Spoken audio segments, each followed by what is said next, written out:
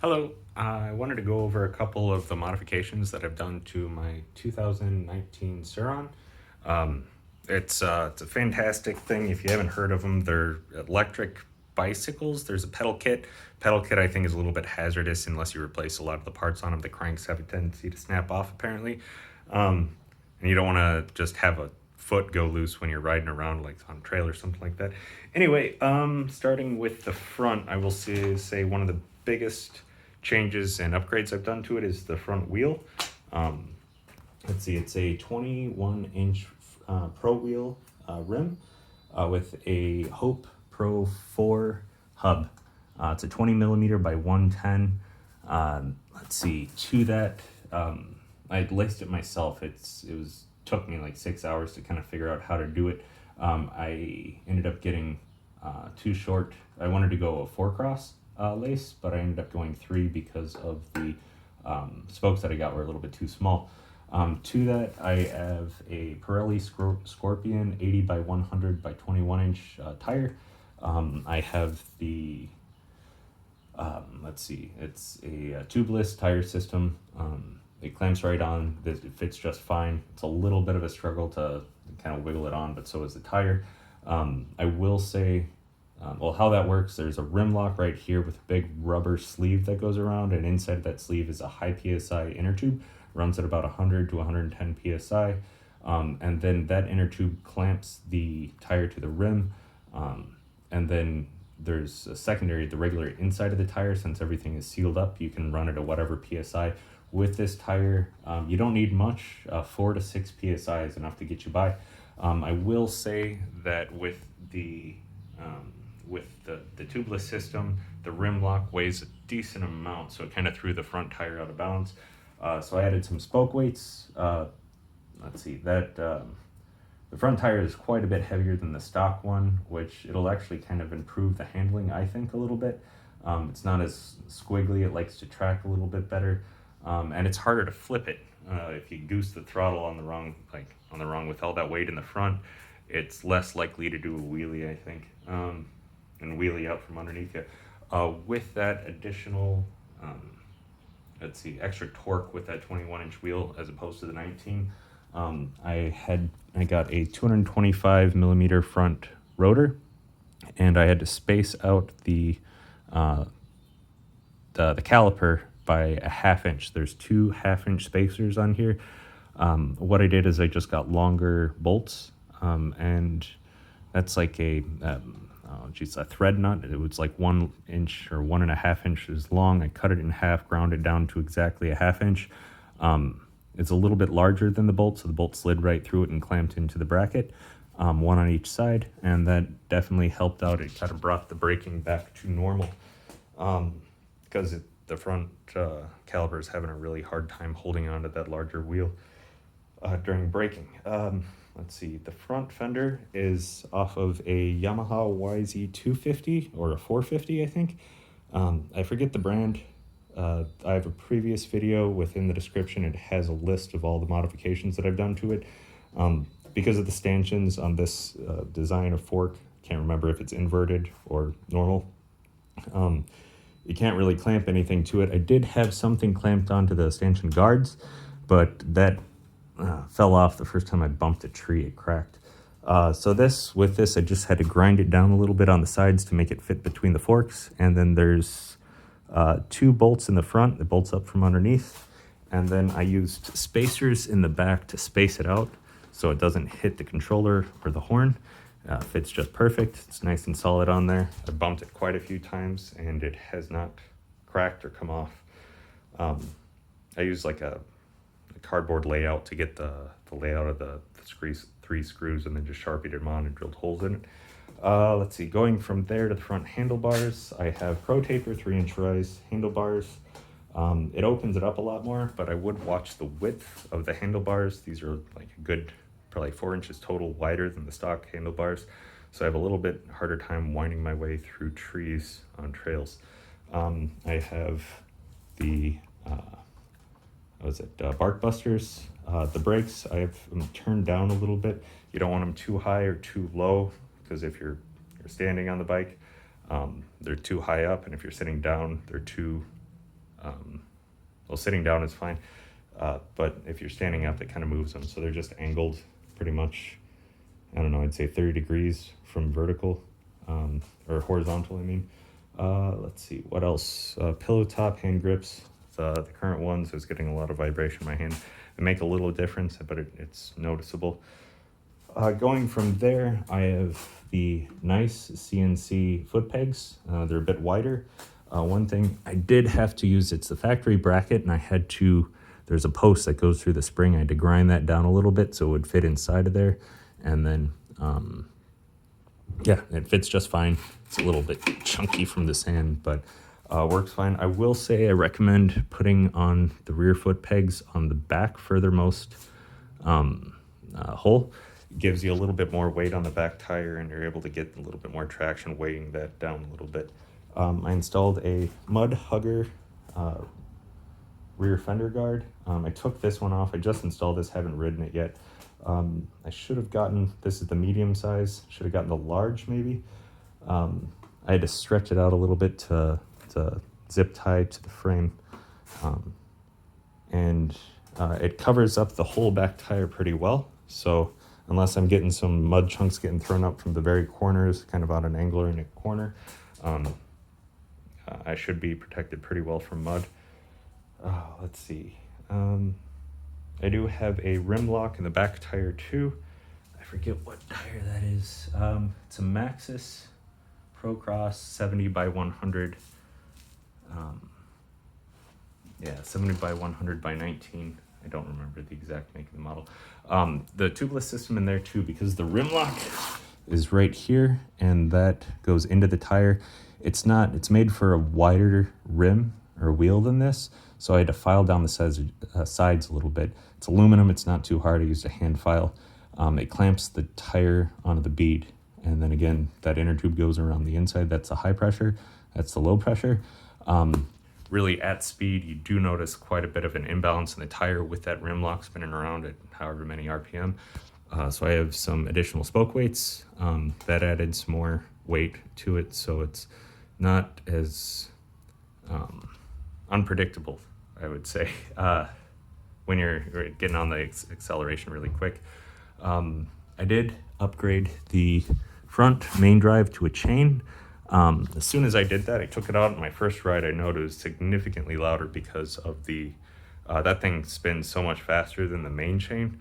There's a lot of hum and noise coming off of it. I've chewed up the belt a little bit. I had it tight enough, but 400 miles on there, I think already. It did chew up the sides of the belt, so I have a new belt coming. If that belt starts squeaking on you a little bit, you can actually use Armor All. It really kind of cuts down the noise, rehydrates the belt, kind of probably extends the life a little bit. It's not very slippery, meant for plastic and stuff, so should condition it fairly well.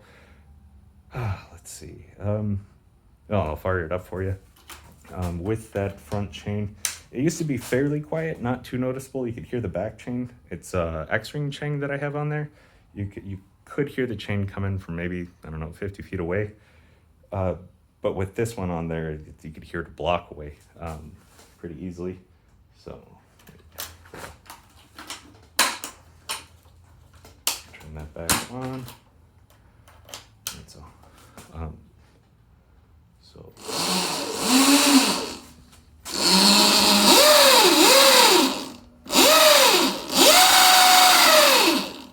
I don't know. I don't know if the microphone is going to adjust the volume at all, but it's you get a decent amount of extra vibration out of it because of those chains hitting solidly. There is a tiny hair more throttle response just because that belt doesn't flex at all. So it felt a tiny bit more responsive to me, but the extra noise wasn't worth it for me. I put an X-ring chain on that too, but it just needs to be worn in a little bit more. You get some vibration that you feel through your feet, and at certain speeds, it's deafeningly loud. Kind of hurts your ears. So I do have, right now I have a 54 tooth sprocket on the back. Helps hill climbs. The thing will climb up as high of an incline as you can before you can flip it. So yeah, it's plenty torquey. I am going to be swapping out that primary drive chain prior to the jack shaft from the electric motor to the jack shaft with a belt again. I have a new belt coming. And then out of Sweden, I found a larger belt sprocket or belt kit for it.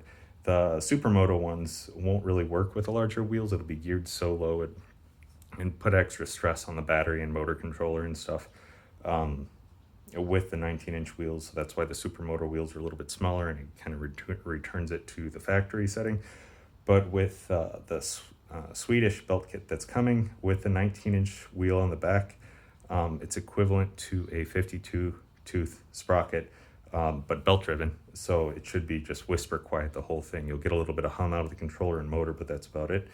I'm trying to think what else I've done to it. I did have super cold up here in Wisconsin, so I still like riding, but the battery would it would like slack noticeably after a full charge. The voltage would drop down quite a bit, and it would discharge faster than it should just because the temperature on it would drop down to like whatever the ambient temperature was, like 20-30 degrees. So I put some foam on there. It's like foam tape for insulation. I'm going to be pulling that off in the summer, but just helps with vibration a little bit. It stops the battery from slapping around. It does fit. It's like 1/8 inch thick, single-sided adhesive foam, and put it on 2 strips out of it on each side of the battery. Helps keep it a little bit warmer and at temperature. I haven't had any problems with the battery overheating just driving around in the forest or whatever. Let's see, one of the wires inside the battery came disconnected. There's a weak solder somewhere. So there's a specific tiny wire in a ribbon band. You have to cut that very carefully and connect it directly to the main positive on the terminal. Just because the solder is a weak point, it breaks off or something like that. So I did have to do that. The battery would just shut off on me at certain points and die, and I'd have to kind of wiggle it around and it would start working. Could be a BMS, but since I did that, I have not had any problems with it. So going around from there, I think that's pretty much everything. A tubeless front and back, 21-inch front, 19-inch back. The factory tires are kind of crap on it, so but it depends on what kind of riding you're doing. If it's like regular trail riding, it's fine, but the tread pattern isn't great, I think, and it's a harder compound, so it's really gonna either tear or rip if you're riding around on the cement. So I don't know, I didn't like them. I was slipping and sliding all over the place on dirt and concrete, so I just replaced them. I'm sure the upgraded wheels and tires have helped quite a bit. Let's see. I think that's about it for now. I do have the Lightspeed 72-volt battery coming. That should be a massive upgrade.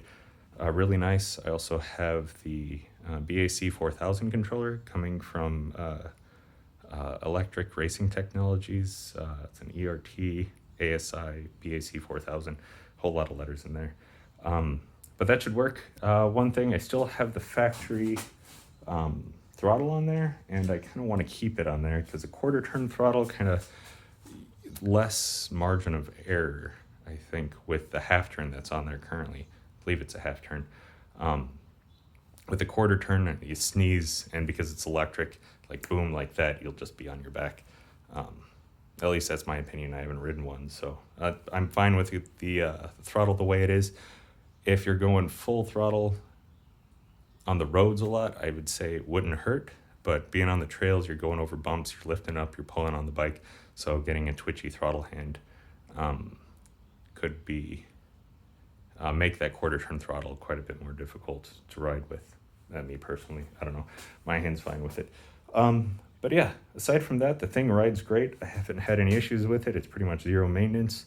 I have some SRAM butter for the shocks. I just lube up the shocks occasionally and charge the battery, and that's about it. The D&M forks really suck on high-speed compression. The things will be bouncing all over the place. I think it's a max of 150 in the front fork, PSI. I have that at about 110, and it's still too hard for that fast rebound. I haven't bottomed out the shocks yet. I have the preload clicked over 3 3 clicks from full soft, and the rebound 3 clicks from all the way fast. So, but it's just the front forks suck. Back forks, I don't know. It's not super noticeable for me. Probably the lower PSI in the tires do help with the tubeless system on there. With that Scorpion or Pirelli Scorpion in the front, I'm running 4 PSI. In the back tire, I think 6. And it's plenty of grip for me. I'm not sliding around like it was with the factory tires. But yeah, that's about it. Feel free to message me or comment with any questions. I'd be more than happy to respond or answer any questions that you guys have.